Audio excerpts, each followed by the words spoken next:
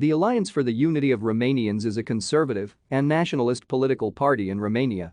The four main values of the party are family, nation, Christian faith, and liberty. They call themselves the Defenders of the Church. The party was established on 1 December 2019 during the Great Union Day of Romania. This was done in the city of Alba Iulia, an important symbol of the celebrated national festive.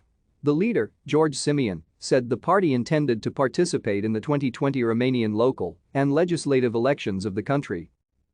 On 26 June 2020, OR condemned the disinterest of the Romanian authorities regarding the minority rights of the Romanians in Serbia and Ukraine and declared that it would fully support them once it entered the Romanian parliament.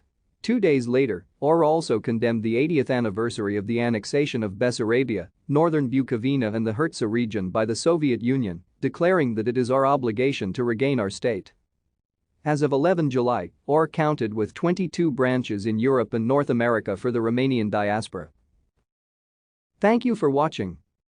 Like and subscribe if you would like to view more of our videos. Have a nice day.